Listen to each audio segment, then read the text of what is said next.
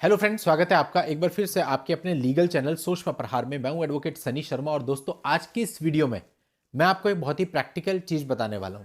दोस्तों देखिए, जब आपके मैट्रिमोनियल डिस्प्यूट होते हैं, एक सीमा तक आप वेट करते हैं कि भाई सब कुछ सही हो जाएगा, या फिर एक सीमा तक आप वेट करते हैं अगर आपकी पत्नी मायके चली गई है तो वापस आ जाएगी।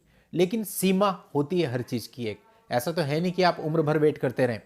तो जब वो सीमा पूरी हो जाती है तो आप क्या करते हैं, अपनी तरफ से डाइवोर्स का केस फाइल करते हैं। और जनरली कानून ये कहता है कि कोई भी व्यक्ति यदि साथ में नहीं रहना चाहता है तो लीगली वो डाइवोर्स तो फाइल कर ही सकता है।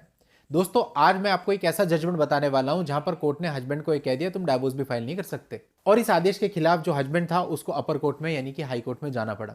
दोस्तों इस तरह की चीजें किसी के भी साथ हो सकती हैं, तो इसलिए दोस्तों जो कुछ भी नया आता है उसके बारे में हमें जानकारी होनी चाहिए, ताकि जो नई नई चीजें कोर्ट में चल रही हैं उसको हम जान सकें कि प्रैक्टिकली ऐसा भी हो सकता है, ऐसा भी हो सकता है, और हम हर परिस्थिति के लिए तैयार रहें। तो दोस्तों वीडियो बहुत इंपॉर्टेंट है, आखिरी तक वीडियो में बने रहिएगा। अभी तक भी चैनल को सब्सक्राइब नहीं किया है तो चैनल को सब्सक्राइब करके नोटिफिकेशन बेल पर जरूर क्लिक कर लें, ताकि इस चैनल पर आने वाली सभी जानकारियां आपको निरंतर मिलती रहें। और इस वीडियो को शुरू करने से पहले थोड़ा सा मैं आपको एक इंफॉर्मेशन देना चाहूंगा। दोस्तों अभी मैंने हाल ही में एक नया चैनल स्टार्ट किया है, smart life with Sunny Sharma, और दोस्तों वहां पे आपके सपोर्ट की जरूरत है।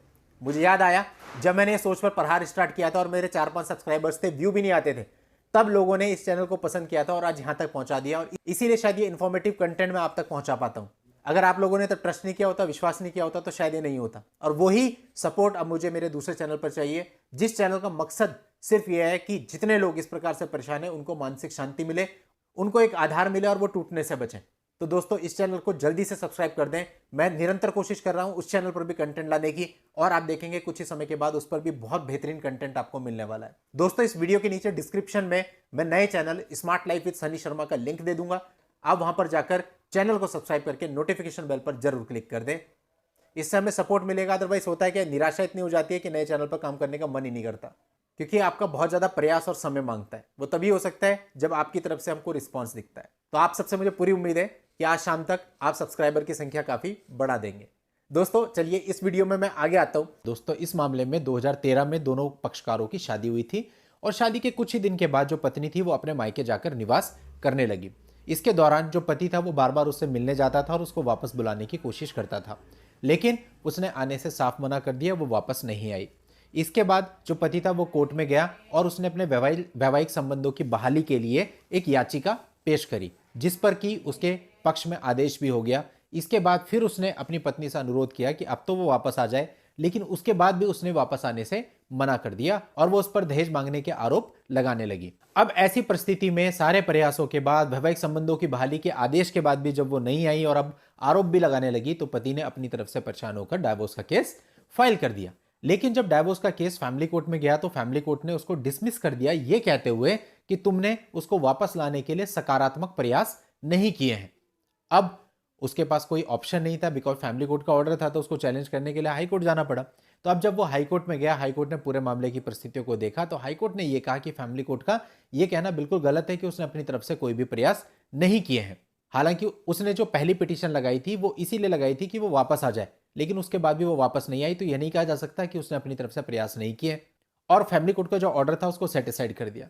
लेकिन दोस्तों अब बात सारी ये आती है कि प्रयास किए या प्रयास नहीं किए, ये तो दोस्तों इस मामले की बात थी। लेकिन अगर हम इसे नॉर्मल जनरलाइज फॉर्म में बात करें तो इसका मतलब तो ये हो गया कि आप डाइवोर्स का केस ही फाइल नहीं कर सकते अगर आपने प्रयास नहीं किए। अब क्या प्रयास आप करोगे? आप जो प्रयास करोगे उसको रिकॉर्ड तो करोगे नहीं। आप वेट कर सकते हो 1 साल 2 साल, और प्रयासों का मतलब यह भी नहीं है कि आप रेस्टिट्यूशन ऑफ कंजुगल राइट यानी सेक्शन 9 का मामला फाइल करें, बिकॉज सेक्शन 9 के मामले में आपने देखा है हमेशा आपको नुकसान ही होता है, कभी कोई फायदा तो होता नहीं। आज के समय आउटडेटेड है, ना तो सेक्शन 9 से आपका कोई मेंटेनेंस बचता है, ना तो आपको किसी और प्रकार का लाभ मिलता है। सेक्शन 9 की डिग्री हाथ में होती है, फिर भी वही सब होता है जो होता है। और सबसे बड़ी बात है, अगर ये कंपलसरी कर दिया जाए कि आपको डाइवोर्स में आने से पहले सेक्शन 9 में जाना जरूरी है, फिर तो आपके लिए कंपलसरी हो गया कि अगर आप पत्नी के साथ नहीं रहना चाहते तो पहले आप अपने 3-4 साल सेक्शन 9 में खराब करो, उसके बाद फिर आप डाइवोर्स में आओ, फिर जो डाइवोर्स में समय लगेगा वो है, तो आप अपनी लाइफ के 10 साल तो ऐसे निकाल देंगे।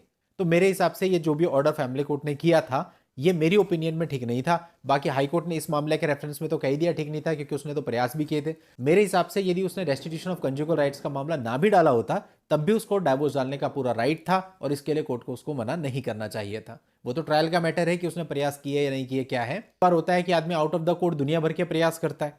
अब प्रयास कितना टाइम आदमी करेगा, 2 साल, 3 साल, 1 साल? अब ये तो है नहीं कि जीवन भर प्रयास कर सकता है। ऐसे हमारे पास भी बहुत सारे मामले हैं जब 5-6 साल हो चुके अलग रहते हुए। अब क्या करें, रेस्टिट्यूशन ऑफ कंजुगल राइट्स डालें? तो पॉसिबल नहीं है। और दूसरी तरफ से अगर लड़की ने केस डाल दिए 498A का, डीवी का, तो कैसे पॉसिबल है कि हम उसको अपने साथ रखेंगे? अधिकतर मामलों में ये पाया जाता है कि सारे के सारे केस झूठे होते हैं।